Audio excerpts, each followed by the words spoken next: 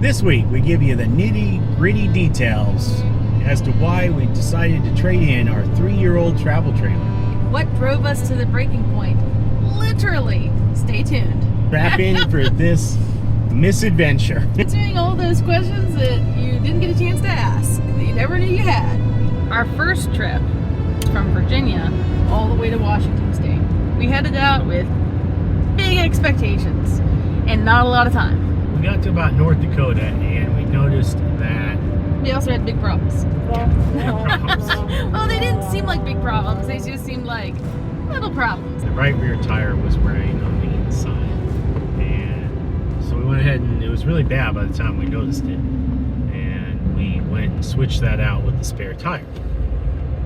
I'm going to pause you right there and say, if you think you know what this problem is, before we go any further in the story, put your guesses in the comments, because we would love to know what, like, from this initial moment, what you think the problem is.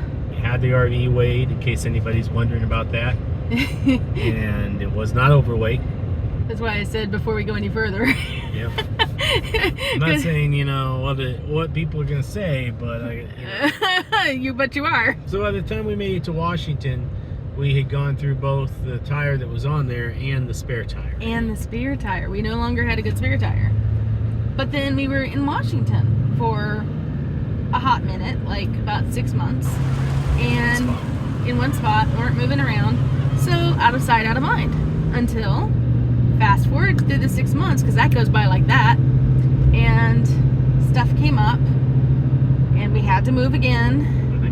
Unexpectedly. Back to Virginia we went. So back across the country, another big move, another short amount of time with like a couple of weeks to prepare. So we band-aided it, to be honest. We bought some new tires. 4 new tires, placed all the tires that were on the rig, and we kept 2 spare tires. We kept the 2. That's right. There were 2 tires that were still good. But we also should mention, we thought that this had something to do with the fact that the axles were so far apart in this rig that every time we went on a turn, it would drag the back tire. So we thought maybe that's how it was wearing so unevenly.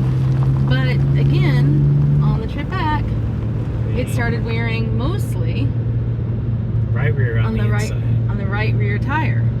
We didn't have time to get it fixed, so what we decided we were going to do is we're going to rotate the tires every 500 miles to keep the wear as even as possible on the tire. We wanted to get it looked at, but I think I did call when we were in Vegas. I called around to try and get somebody to look at it, but all of the shops in 6 months out.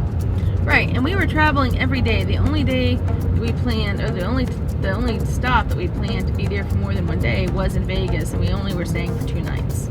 Once again, we were in Virginia, and we couldn't get it looked at in our schedule, and I wasn't available to take it in, and we needed to be able to live in it too, and mobile RV techs weren't available. They couldn't handle that kind of work, so we just had to let it go. Until again, we got the word that we had to move back to Washington. Unexpectedly, with very little prep time. That's right. You had, what, 2 days? 2 days. 2 days. 2 days to get everything done that needed to be done. In the middle of winter. Yeah, and it's Christmas. Yeah, and during the holidays. During a snowstorm, so that even delayed you further. Had another setback. Our flight was canceled this morning due to the freezing rain. Amy was able to get us another flight that leaves at 11, despite the tremendously long lines here at SeaTac. And he flew back in, and we packed up, and off we went. After freezing all the pipes. I was gonna say, and in the middle of this, on Christmas morning, woke up to frozen pipes. Everything was frozen. The sewer was frozen. The water lines were frozen. Like, oh my gosh, it was a nightmare. And we had, it was just bad. Don't leave your water dripping there's a few tips out there that suggest just leave your water dripping. It'll be fine. It'll be fine. Just open your sewer valve. Leave the sewer valves open. It'll be fine. It's not fine. It's not fine. The sewer, when it gets cold enough, the sewer line itself will freeze up and will eventually back up and freeze all the way back up to the trailer. We got it thawed out enough to get back on the road. We were just thankful to be together on Christmas. First thing that happened was the semi running us off the road. Oh, right. I forgot about that. It was snowy and icy as we left Tennessee. We were getting on the interstate, and a semi cut us off. It came on an on-ramp from the left. He had to hit the brakes. The whole truck and trailer starts sliding, and somehow he manages to keep us upright and on the road. Kept going. We didn't really think a whole lot about it. You know, it was a bad situation. Until we got about an hour outside of Little Rock, Arkansas, where we were planning to stay for the night. And the reason why we noticed about the tire was because someone come up on their car and said, "Hey, did you know your rear axle's bent?" What? Wait, excuse me? Excuse me? What? And we went back and we looked, and it was like the rear tire was... Oh, rear tire was bent one way? Bent one way, and the other axle was going straight. So who had bent axle on their answer list? If you did, then you were right. Ding, ding, ding. But let me tell you, that's never what you really want to hear. Between Champion Trailer and Axles Plus, and which are both right by Little Rock, Arkansas, we were able to get about 20 minutes north. The Axle Plus was able to make us 2 brand new axles, and we're like, okay, well, we realize now that the Forest River axles were way too underrated. Yeah, way too light. Yeah, for the trailer that it is and how far apart the axles are. We didn't want to put the same thing back on. And when we called to try to get the replacement part, they were telling us 6 months to get the part. Yeah. Not weeks, 6 months. And we couldn't wait that long. We couldn't even wait a week. And that's where Axles Plus and Champion Trailer came in. Oh my gosh, they were amazing. They were like angels. So I guess what the moral of the story is, problem number 1 turned into problem number 2. So the second reason was just all the minor things, like water pump. The check valve failed on the water pump, and we had to put a solenoid valve in to repair that. The struts on the bed, to lift the bed up, we had to replace those. We had to replace the stabilizer motor for the rear stabilizer jacks. That was like right from the beginning. We had our left rear fender ripped off on the second towing experience, and we didn't blow a tire. It just whoosh, gone Gone with the wind. Yeah. And the one on the right side was cracking, and we knew that one wasn't long to stay on the RV. So we had to buy new fenders. And when we contacted the manufacturer about these issues, like, they wanted us to take it in and have it repaired by someone. And that was also problematic for us because we were living in it full time. Yeah, Forest River was completely unwilling to send us the part. We were like, we could take a picture of it and show it to you. Nope. Like, no, that's not good enough. It has to go into a dealer. Like, why? Especially for something small and cosmetic like that. But we also had just a lot of other things, like you mentioned inside, nails popping back up through the vinyl. We had, the trim constantly, almost every single time we took it on the road, would pop off. Molding would pop off, and you'd have to reattach it. I mean, I get it. Some of that stuff is just time in the RV and travel in the RV, but you start to get really, like, those start to really grate on your nerves after a while when you're constantly having to fix something, and it's like, okay, we're going on the road, what's going to happen this time? What's going to fall off this time? At some point you have to ask yourself, like, the really tough question of, at what point do we stop investing and upgrading and fixing all these little things that start to add up? Problem number 3, and this was probably the most traumatic for us of all of the problems. And keep in mind, we after the axle bent, we started looking at trailers. We were already realized that we were like, we're done. Yeah. We were done. We started looking at fifth wheels then, and we just couldn't find anything that we liked. Yeah. And, We were looking in Little Rock. And again, you know, not to make excuses and whatnot, but life happened. We had a parent, we lost one of our parents. And also in the middle of all this, I was working remote and I lost my job. So when we say it was a big financial decision, we knew we were going into a financially unstable time with no necessarily, like not necessarily having a means to pay for a monthly payment. yeah, things with my work that were not good. And just, Yeah. We weren't, unfortunately, Mike wasn't home for a lot of the things to be able to take care of things that we would normally take care of. Times when he was home, we were looking. We went to the Tacoma RV show, seriously looking for an RV, for a fifth wheel. Found one that we liked a lot, but it was, should I mention the name? I was going to mention It was a Grand Design, but it was almost the exact same model as what we had. The only difference was it was a fifth wheel, and our trailer was paid for. Like we took our money out of savings to buy our trailer, and we had it paid off. And that's one of the ways that we could live this life, is that we weren't making monthly payments. So we made a decision. We said, you know, we were done looking. We were going to keep the travel trailer. Just make it work. Make it work. We understood. Live with that, it. Yeah. Yeah.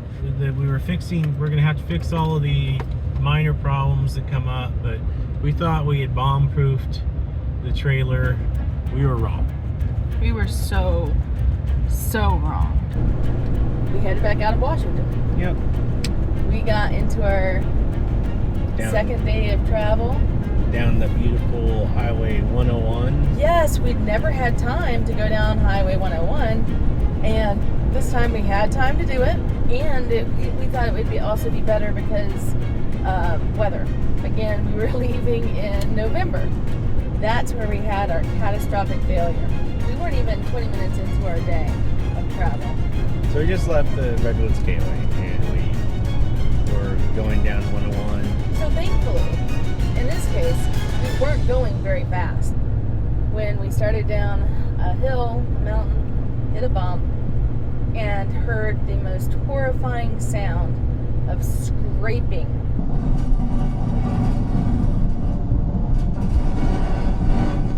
You talk about nails on a chalkboard being bad. Let me tell you, when you're hauling a trailer, the sound of metal scraping on asphalt is much worse. Yeah. The tongue had completely bent. And thankfully for us, we had a park ranger who was right behind us and saw it happen, turned on his lights, got out and looked at us and said, "Did this just happen?" And we're like, "Oh yes, this just happened." And he's like, "Well, you got to get it off the road. You can't leave it here because it's dangerous. You're going to get hit." And he said, "Can you move it?" And Mike's like, "I don't know." And he's like, "Well, you know, drag it. Yeah, you Just drag it off the road." Drag it, yeah.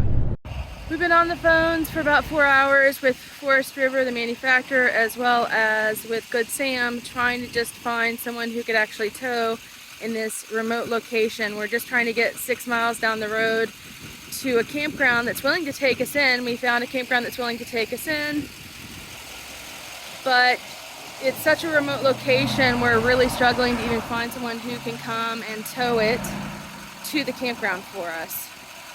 So we're keeping our fingers crossed. We think we have a lead on a tow truck, and hopefully they'll be able to get here and get us moved off the highway.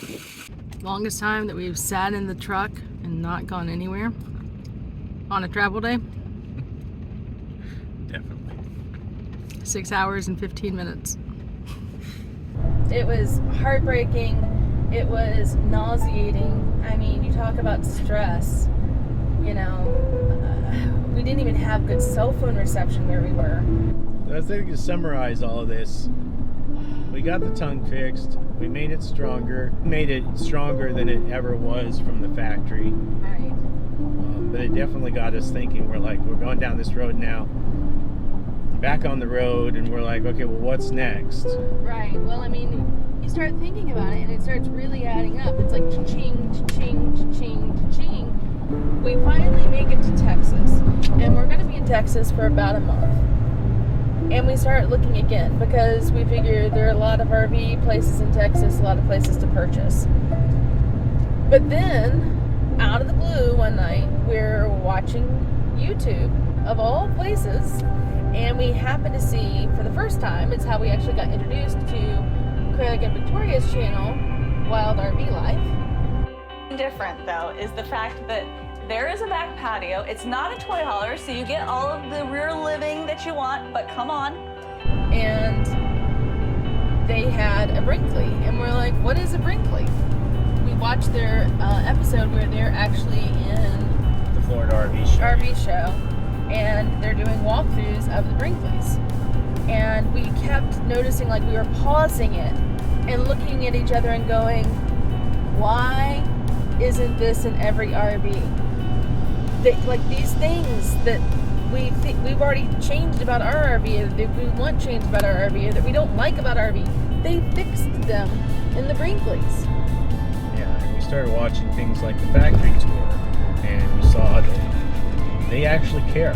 RVs are a really big investment, and it's really awesome how Brinkley seems to recognize that, and they make sure that you have the best experience you can have when you first step into your RV, versus a lot of other manufacturers. They just don't seem to care. They're like, you get it the way it comes off the factory, we're not going to look at it a second time. Mike did all the research to find the different floor plans for us to look at, to go and walk through, and the different dealers that actually even had these floor plans. By the time we got all the way to Myrtle Beach, when we stepped into the Brinkley, even though it wasn't the floor model we wanted, even though it wasn't, the one we ended up with, we knew we were sold. Like, the quality of the work, the quality of the workmanship, the quality of the products that they put in there, we just knew that this is what we wanted to choose. I mean, if you ever have any question, just go into one of the other manufacturers that are out there, like maybe one of even the main ones, and step in their RV and like open and close cabinets, just like walk around, get a feel for it, get in the shower, step into the shower, and then open and close doors, and then walk into a Brinkley. And like the moment that you step inside the door of the Brinkley, you'll be like, there's something different about this. It doesn't sound the same, doesn't feel the same. No, it doesn't. The main reason that I really wanted the Brinkley was their customer service. So can we find out? Can we find out if it's not a safety concern? Like, after watching at Wild RV Life, learning about Craig and Victoria, even though this was their new RV and they're such high quality, obviously there's a few problems with all RVs. You tow them down the road. I mean, that's what you have to expect. But when they contacted Brinkley about them, Brinkley would send them the parts to fix it. We have had a couple of minor things come up that needed fixing, and we've had that customer service that we saw and wanted and purchased into, like with the Switch. You were able to contact them, show them what was going on with it, and they're like, well, we can send it to you if you feel comfortable installing it. Mike's like, I feel comfortable installing it. And they're like, okay, where's an address we can send it to you? And boom, done. It's fixed.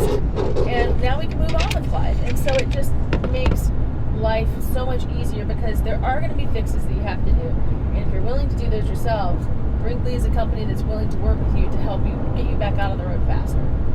As soon as we walked in, though, you could just tell this really doesn't feel like an RV. It feels like a home. It has that sticks and bricks feel, and I think part of that is because of the quality of the materials that they use, and also the quality of the workmanship that they put into it. You can feel the love that they put into creating each one of these RVs.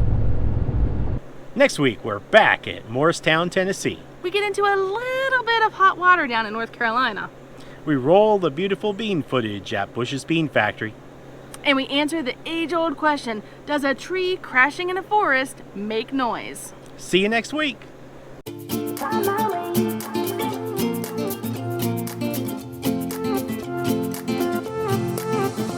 new place, a new home, for a while, let me feel alive. Nothing to hold me back, take my time, just enjoy the ride.